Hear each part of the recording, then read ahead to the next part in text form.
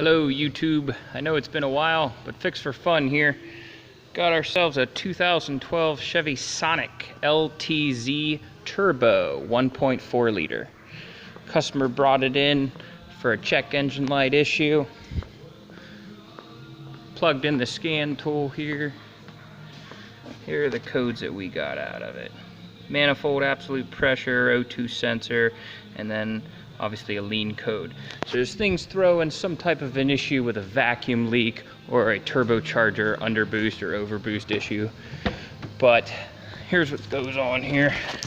We get into the car, we start it up.